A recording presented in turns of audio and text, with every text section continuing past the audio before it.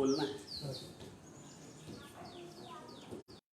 फिर कभी इस विषय को लेकर के बोलूँगा।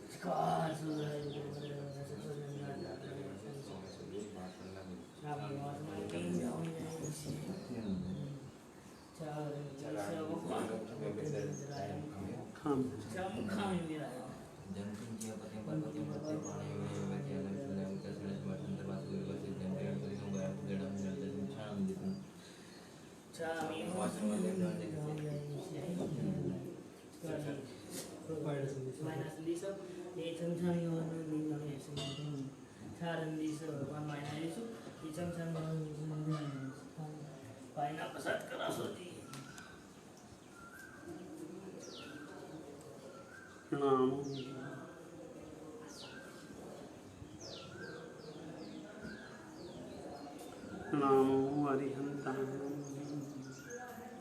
नमो सिद्धाय नमो आयर्याय नमो उवज्झायाय नमो लोये सव्वसाहुनं एषो पंचनमुक्कारो सव्वपावपनाशनो मंगलानं च सव्वेषु परमं हवै मंगलम् नमो अरिहन्ताणं नमो सिद्धाणं नमो आयर्याणं नमो उवज्झायाणं नमो लोये सव्वसाहुनं एषो पंचनमुक्कारो सव्वपावपनाशनो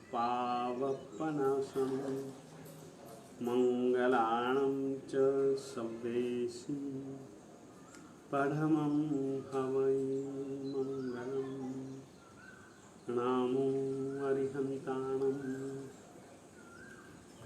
नमो सिद्धाणं नमो आयर्याणं नमो उवज्झायाणं नमो लोये सव्वसाहुनं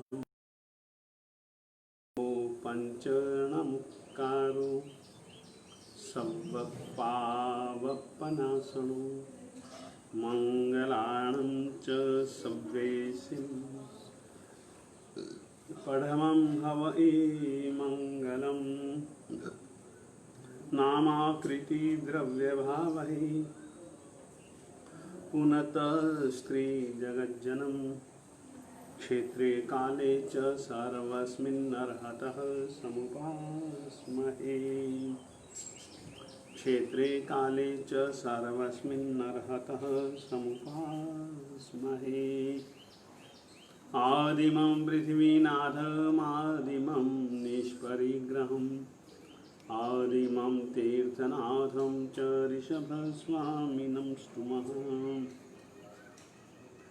कामधे धरणेन्द्रे च स्वोचितं कर्म कुर्वति प्रभुस्तुल्यमनोवृत्तिः पार्श्वनाथः श्रियेस्तु नः श्रीमते कृतापराधेऽपि जने कृपामन्थरतारयोः ईषद्बाष्पार्द्रयोर्भद्रं श्रीवीरजिननेत्रयोः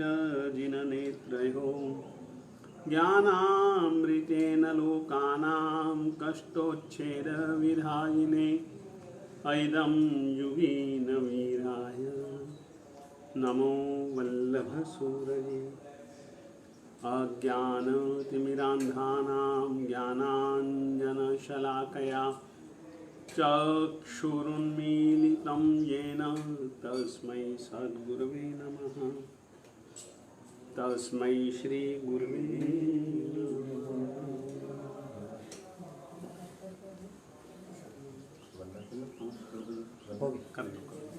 नमः।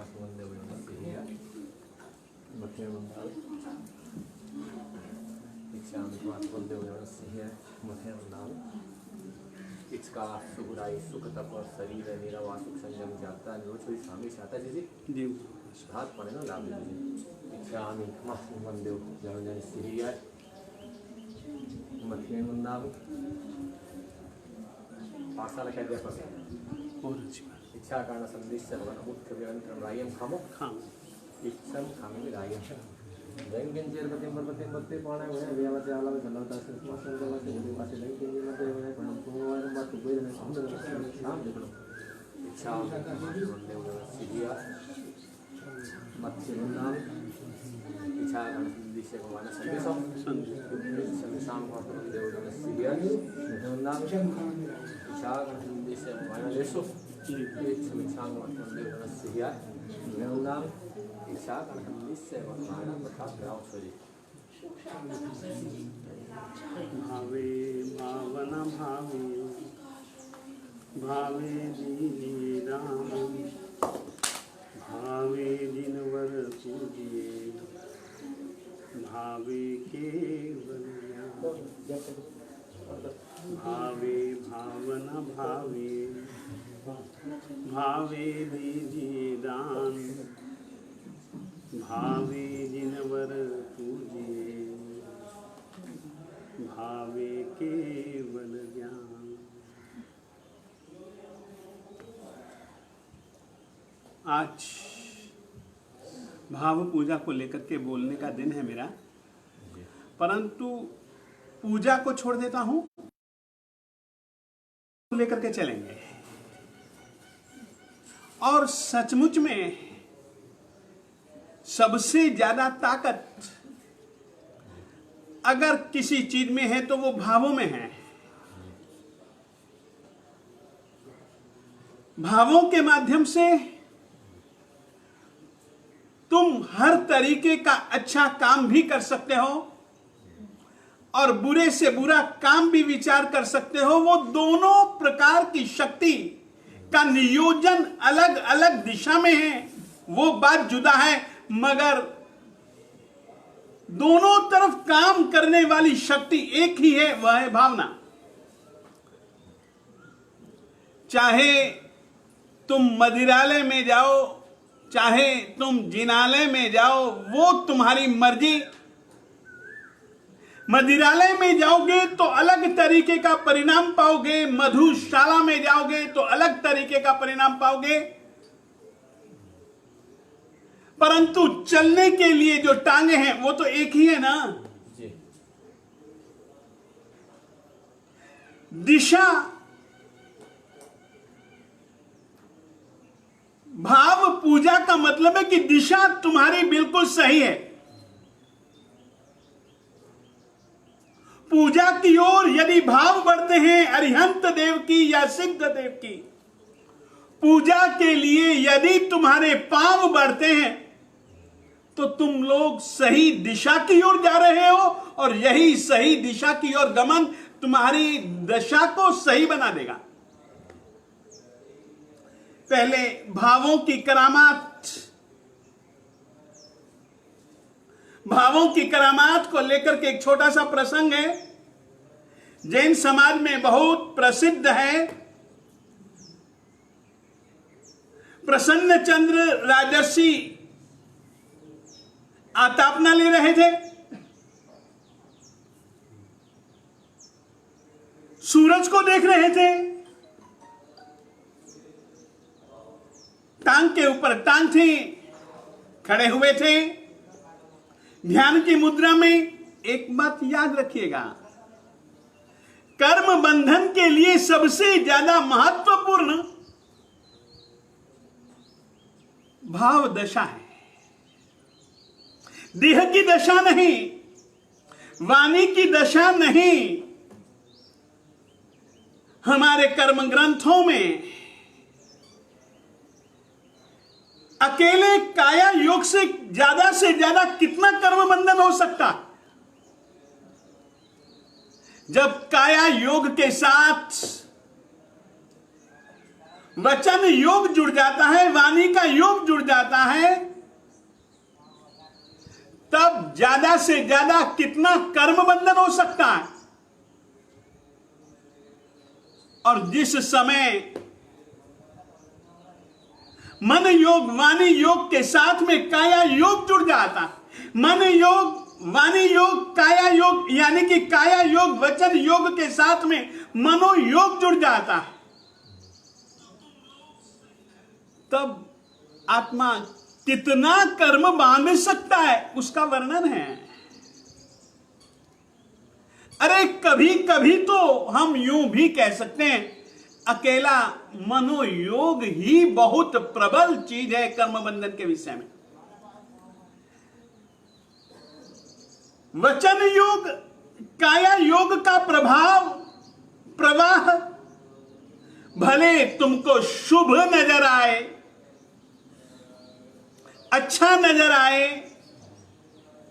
उसका उतना महत्व नहीं है जितना कि मन के अंदर चलने वाले भाव प्रवाह का महत्व है। प्रसन्न चंद्र राजर्षि का काया योग बहुत अच्छा था। आतापना ले रहे थे, ध्यान की मुद्रा में थे। वचन योग बिल्कुल मौन थे,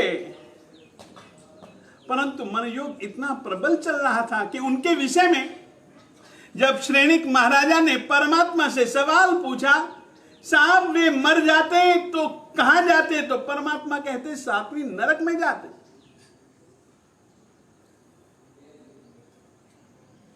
श्रेणिक को लगा कि कुछ मैंने गलत सुन लिया। सोचा कि शायद ऐसा ध्यानी, इस तरीके से आतापना लेने वाला, काया को कष्ट देने वाला, वो मर करके सातवीं नरक में जाएगा। यूं भी सोचता है और यूं भी सोचता है। वो अपने मन को काबू में नहीं रख पाया। उसने परमात्मा से थोड़ी सी देर के बाद में जब उसने सुनी अपने कानों से देव दुंदुबी की आवाज, जब उस दिशा की तरफ देखा जहां से वह आ रहा था, जब वहां देखा उसने, अरे यहीं पर तो वे महात्मा जी खड़े हुए थे जिनके विषय में मैंने अभी अभी सवाल पूछा, और परमात्मा ने कहा सातवीं नरक में, और वहां पर तो दुंदुबियां बज रही हैं, देवता लोग फूलों की बरसात कर रहे हैं। क्या हो गया साहब? वो मैंने पूछा था ना, वे मर जाएं तो कहां जाएं साहब, अब बताइए वे मर जाएं तो कहां जाएं? अरे उसको तो केवल ज्ञान हो गया। कहां सातवीं नरक, कहां सर्वार्थ सिद्ध विमान, और कहां केवल ज्ञान। ये सारे का सारा इतनी दूरी, सातवें नरक से सिद्धालय तक की दूरी को कुछ क्षणों में ही पूरी कर लेने वाला अगर कोई तत्व है तो वो एकमात्र भाव तत्व है।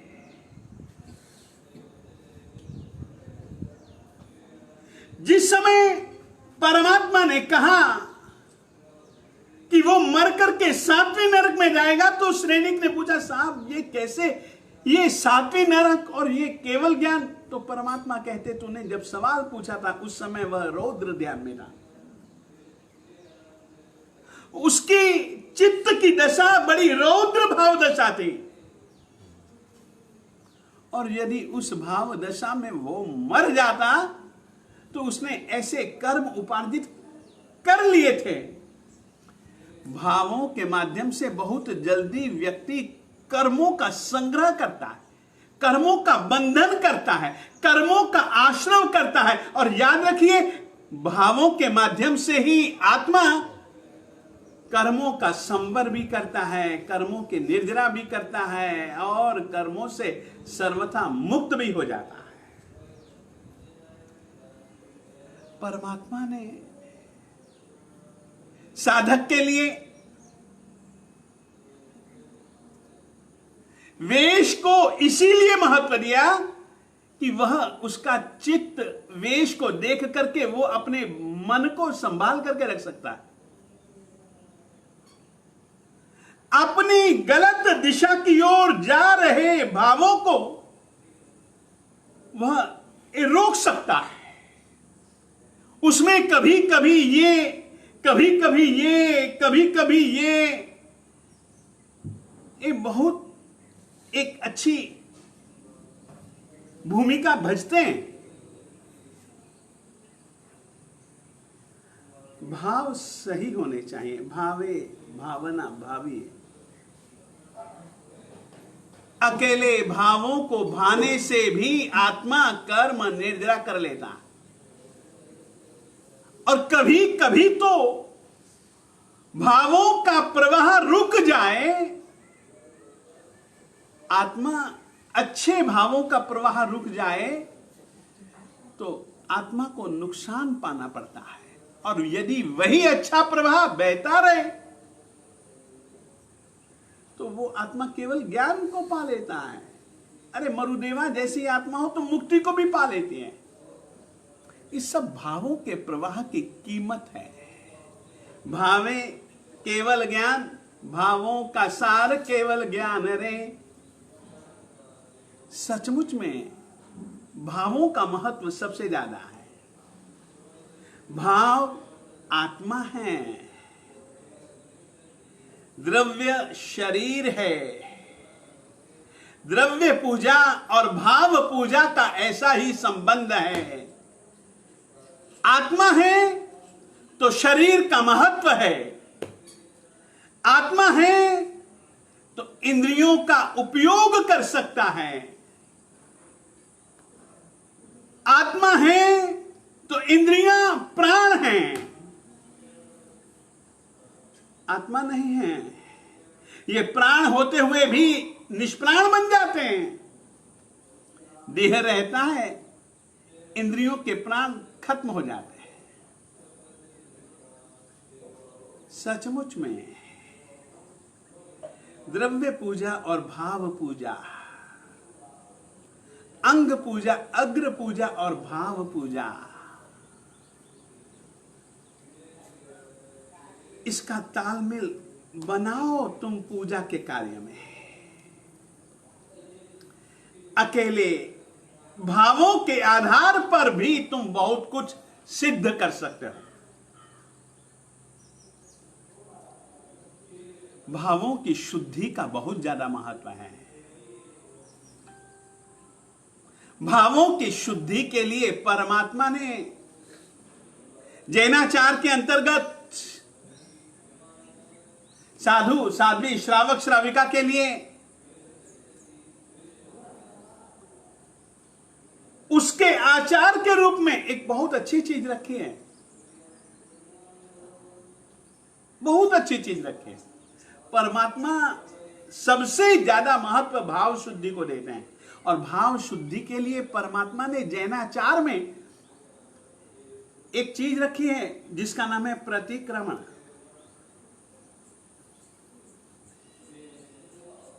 अपने भावों को भी वह देखता है। दुश्चिंतीय, दुर्भाषीय, दुश्चिट्ठीय। काया के माध्यम से यदि दुष्चेष्टाएं हुई हों, वाणी के माध्यम से यदि दुर्भाषण हुआ हो, देखिए कितना मन संयम, वचन संयम, काय संयम। हमने संयम को केवल वस्त्रों से मान लिया, परंतु परमात्मा कहते हैं नहीं, काय संयम, इंद्रियों का संयम होना चाहिए। कुचेष्टाएं नहीं होनी चाहिए, दुर्भाषण नहीं होना चाहिए, दुष्चिंतन नहीं होना चाहिए। प्रतिक्रमण का मतलब ही यही है कि यदि तुमने दुष्चिंतन किया, यदि तुमने दुर्भाषण किया, यदि तुमने कुचेष्टाएं की, भैया वापस लौटाओ। ये तुम्हारा आत्म कल्याण का मार्ग नहीं है, यह मुक्ति का मार्ग नहीं है। ये भाव विशुद्धि के लिए परमात्मा ने सबसे ज्यादा महत्वपूर्ण प्रक्रिया ये प्रतिक्रमण को दिया। ये भाव शुद्धि की बहुत महत्वपूर्ण एक क्रिया है, एक प्रक्रिया है। और उसमें तो तुमने जो कुछ भी यानी कि गलत किया, उससे लौटना है। और पूजा एक ऐसी चीज है, अच्छी से अच्छी, जो आत्मा है, जिसको कि अपन परमात्मा कहते हैं, जिनेंद्र परमात्मा कहते हैं, अरिहंत देव, सिद्ध देव कहते हैं, उससे तुम अपने मन को जोड़ो। इस मन को जोड़ने की प्रक्रिया का नाम है भाव पूजा। फिर से कहना चाहता हूं, पहले तो भावों का महत्व, भावे केवल ज्ञान, भावे जिनवर पूजिए, भावे दीजिए दान।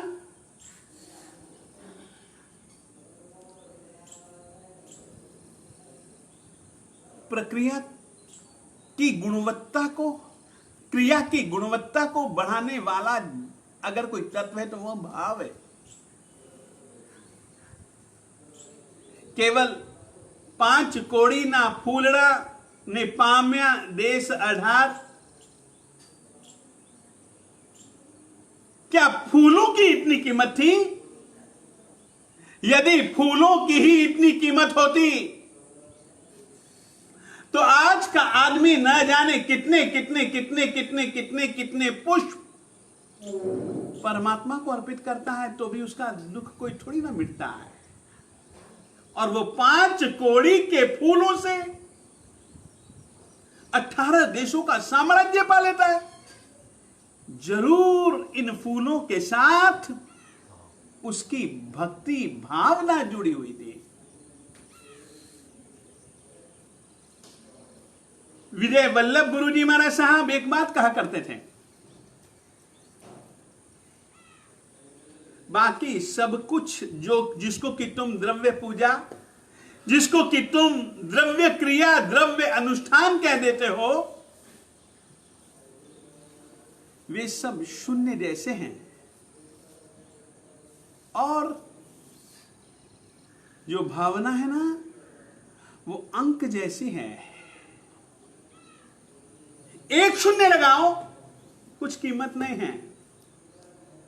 और एक शून्य के पहले यदि तुम 1 लगा देते हो तो वो शून्य 1 की 9 गुना अधिक कीमत बढ़ा देता। अगर तुम 2 शून्य लगाते हो, 3 शून्य लगाते हो, 4 शून्य लगाते हो, अकेले शून्य हैं। शून्य का मतलब ही यही कि जिसकी कोई कीमत नहीं। परंतु ऐसी बात नहीं है कि उनमें कीमत नहीं, उनमें वो ताकत है कि वो शक्ति को कई गुना अधिक बढ़ा सकते हैं। किसी एक मूल्यवान चीज को अधिक मूल्यवान बना सकते हैं। ये कीमत मात्र शून्यों में है। 2 शून्य जोड़ दो और उसके पहले 1 का अंक ना हो तो उसकी कोई 100 कीमत नहीं है। मगर 2 शून्यों के पहले यदि तुम 1 लगा दो तो वो 1 की कीमत नहीं, वो 99 गुना अधिक कीमत बढ़ जाते हैं उसकी। 100 भाव अंक है, परंतु द्रव्य की भी कीमत है। हम यह कहना चाहेंगे, और हमारा श्वेतांबर मूर्ति पूजक समाज का पूर्वाचार्यों के द्वारा बनाया गया पूजा विधान, वह शून्य और अंक दोनों को स्वीकारता है, द्रव्य पूजा और भाव पूजा के नाम से। और वह चाहता है इन दोनों का समन्वय तुम्हारी क्रिया में, तुम्हारी प्रक्रिया में दिखना चाहिए। इसीलिए अंग पूजा, अग्र पूजा के साथ भाव पूजा को जोड़े जोड़े रखा और भाव पूजा को अलग भी रखा। फिर से कहना चाहता हूं, अंग पूजा और अग्र पूजा के साथ साथ भाव पूजा को जोड़े रखा, भाव पूजा को अलग भी रखा। अब अलग रखी गई भाव पूजा के अंतर्गत क्या क्या चीजें हैं और सबसे ज्यादा महत्वपूर्ण वही चीज है आपको कहना चाहता हूं।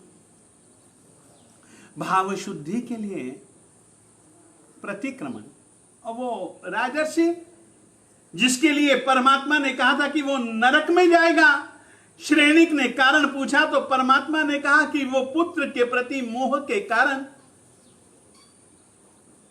बहुत सारे शत्रुओं का संहार कर देता है।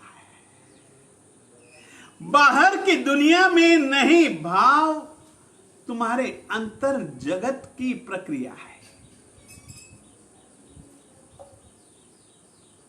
भाव का उदय, भाव का जन्म चित्त में होता है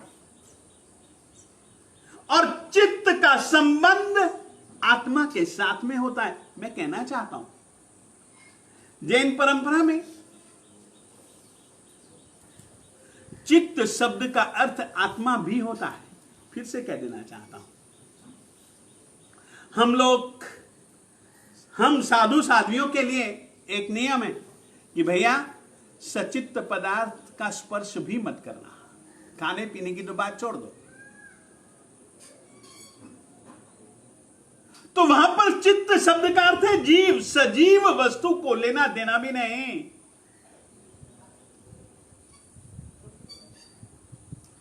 इस तरीके से भाव जो है ना वो चित्त में पैदा होता है। एक प्रकार से चित्त यानी कि आत्मा के नजदीक का एक सबसे बड़ा साधन। ठीक है, आत्मा अपौद्गलिक है, चित्त, मन, भाव पौद्गलिक हैं, मनोवर्गणा के रूप हैं। तुम लोग अच्छे अच्छे भाव भाया करो और सोचो भाव पूजा कितनी अच्छी प्रक्रिया है, कितनी अच्छी प्रक्रिया है, कितनी अच्छी प्रक्रिया है। भावों के माध्यम से तुम परमात्मा के नजदीक, अरे नजदीक होते होते होते होते होते होते होते होते तुम उसमें मिल जाते हो।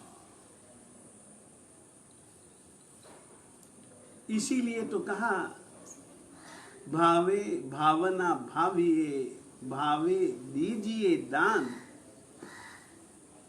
आपको कहना चाहता हूं, दान की भावना भाते रहो, दे सको तो उससे ज्यादा अच्छा और कुछ नहीं। यदि ना भी दे सको मगर भावना तो भाया ही करो। जैन जिनेन्द्र परमात्मा श्रमण भगवान महावीर स्वामी जी की जिंदगी में एक पात्र आता है। परमात्मा उसकी नगरी में चातुर्मास करते हैं, नगरी के बाहर शून्यागार में करते हैं। वो हर रोज जाता है, परमात्मा को विनंती करता है कि साहब आहार पानी के लिए पधारना साहब, आपको विनंती है। पता लग गया उसको कि परमात्मा चातुर्मासिक तप कर रहे, और उसको विश्वास था आज तो परमात्मा पालना करेंगे ही करेंगे। चातुर्मासिक तप पूरा हो चुका है। चातुर्मास में उसने भावना भाई, साहब आना, साहब आइए, साहब प्रतीक्षा है आपकी।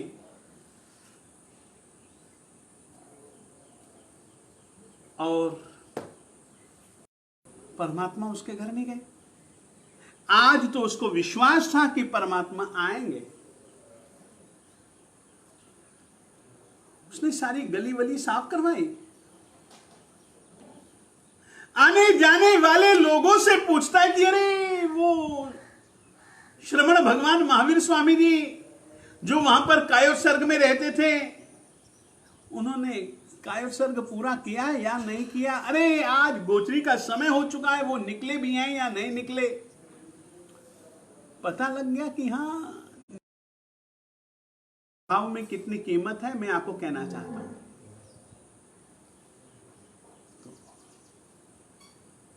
परमात्मा निकले, वो भावना भा रहा है कि परमात्मा मेरे घर आएंगे, आएंगे, आएंगे, मैं परमात्मा को यूं दूंगा, ये दूंगा, वो दूंगा। अरे आज तो मेरा सोना न सूरज उगियो। भाव जगत में वह ऊपर ही ऊपर वर्धमान। याद रखिए, हम परमात्मा से कहते हैं वर्धमान। अरिहंत चैयानम करेमी कौसगम वंदनवत्याय पूर्णवत्याय सकारवत्याय सम्मानवत्याय भोइलाभवत्याय निरुवसगवत्याय। ये तो हेतु हैं कायोत्सर्ग के, परंतु कैसे? श्रद्धाए मेहाए धीए धारणाए अनुप्याय। ये कैसे ये साधन है, ये कैसे होने चाहिए? वर्धमानी है, वर्धमान होने चाहिए। हमारी जो अनुप्रेक्षा है, हमारी जो भावनाएं हैं, हमारी जो श्रद्धा है, हमारी जो धृति है, वर्धमानी है। हमेशा उत्तरोत्तर क्षण प्रति क्षण वर्धमान होनी चाहिए। वो वर्धमान है। परमात्मा आएंगे। आज तो मुहरा करके अपने जीवन को सफल कर लूंगा। एक तो वो था, इंतजार कर रहा है। एक दूसरा था सेठ। इस सेठ का नाम था जीरन सेठ। हमारे यहां पूजा बनाने वालों और पूजा गाने वालों ने ये पद कई बार गाया होगा। जीरन सेठ दी भावना भावे रे महावीर प्रभु घेर आवे। परमात्मा जीरन सेठ के तो घर नहीं गए, परमात्मा किसी दूसरे सेठ के घर चले गए। उसके पास भाव बल नहीं था।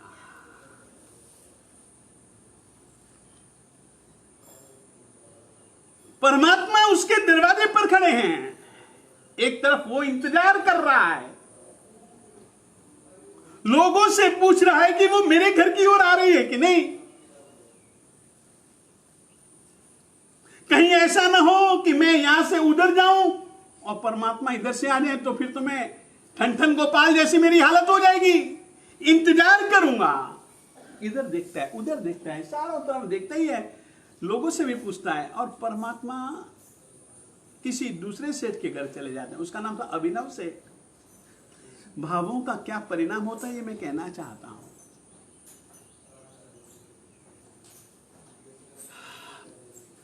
उसके घर से नौकरानी निकल रही थी बचा खुचा भोजन लेकर के।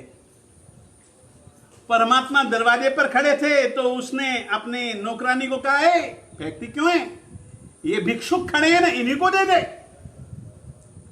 देखिए, भावे दीजिए दान।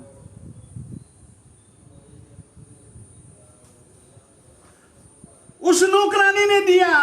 और परमात्मा का एक पुण्य होता है, परमात्मा के पुण्य के कारण से पंच दिव्य प्रकट हुए।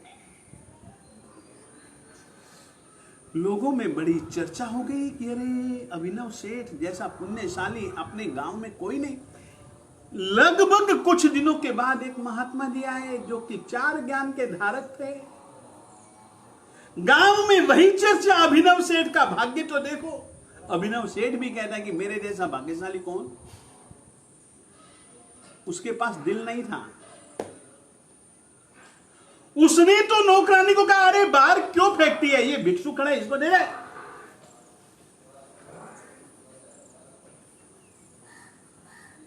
महात्मा से पूछा लोगों ने कि साहब, हमारी नगरी में अभिनव सेठ जैसा दूसरा धार्मिक दूसरा भाग्यशाली आदमी कौन? उन्होंने कहा उससे भी कई गुना अधिक। वो जीरन से साहब उसने तो कोई तीर्थंकर को दान नहीं दिया, बस तुम तो बाहर की वृत्ति को देखते हो, आंतर वृत्ति को नहीं देख पाओगे तुम लोग। वो किस तरीके से वर्धमानीय भावनाएं, वर्धमान भावना से परमात्मा की इंतजार करता है। और वो महात्मा जी कहते हैं अगर कुछ देर हो जाती, देव दुंदुभी की आवाज उसके कानों में न पड़ती, तो उसका भावों का प्रवाह तो इतना आगे बढ़ रहा था, वो तो बहुत बहुत बहुत बहुत बहुत बहुत ऊंचा चले जाता। बाहर की वृत्ति की अपेक्षा भी भावों का महत्व अधिक है। साधना, उपासना बाहर की चेष्टाओं से नहीं, आंतर चेष्टा, आंतर भावों से महत्व रखता है। और ये तुम सोचो, हमारी पूजा पद्धति में भाव पूजा का कितना महत्व है कि तुम सीधे परमात्मा से संबंध बना सकते हो। नदी बहती बहती बहती बहती बहती बहती बहती बहती बहती बहती सागर के पास में आ जाए तब भी वो सागर नहीं बन जाती। बहती बहती बहती बहती बहती बहती बहती बहती सागर में मिल जाए तो सागर अपना रूप दे देता है। परमात्मा की ओर बहने का नाम भाव पूजा। फिर से कहना चाहता हूं, तुम्हारे चित्त का, तुम्हारी वाणी से निकलने वाले शब्दों का, तुम्हारे दिमाग में उन शब्दों के अर्थ का प्रवाह जो बहता जा रहा है, वो एकमात्र उसकी दिशा एकमात्र अरिहंत देव, सिद्ध देव। जब हम बोलते हैं शिव मयल मरुय मणंत मखय मब्बाबा म पुनरावित्ति सिद्धि गई नामधेयम ठाणम संपत्तानम। यह सिद्धत्व की ओर तुम अपने आत्म प्रदेशों को बढ़ा रहे हो, मन को बढ़ाते जा रहे हो, बढ़ाते जा रहे हो सिद्ध देव की ओर। और जबकि तुम बोलते हो नामुत्थूनम अरिहंतानम भगवंतानम आईगरानम तीर्थयरानम स्वयं संबुद्धानम पुरीसुत्तमानम पुरीससिंहानम पुरीसवर पुंडरीयानम पुरीसवरगंधहत्थीनम लोगुत्तमानम लोगनहानम लोगहियानम लोगपैवानम लोगपज्यो यगरानम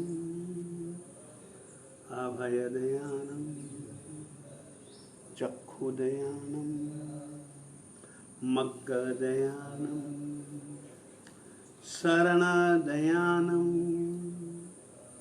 मोहिदयानम धम्मदयानम धम्मदेशयानम धम्मनायगानम धम्मवर चाउरंत चक्रवट्टीनम अपरिहय वर्णान दंसनधरानम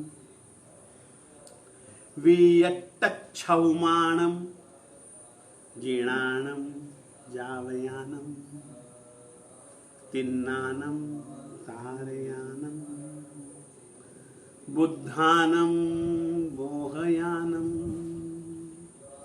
मुत्तानम मोयगानम सवन्नूनम सवदरिसीनम शिव मयला मरुया मनंता मखया मवाबाह पुनरावृत्ति सिद्धि गई नाम अधेयम ठाणम संपत्तानम नमो जिणानम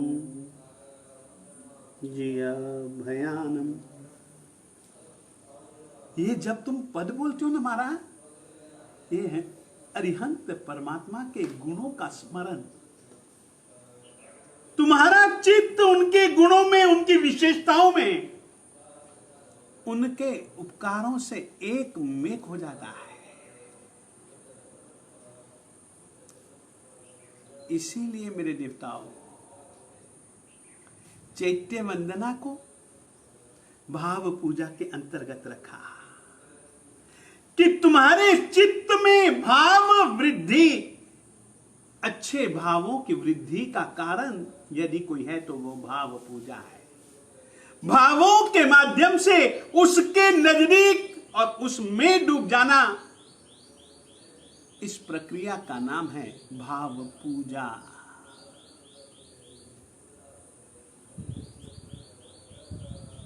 भाव पूजा करने वाले के लिए समय की गिनती नहीं है,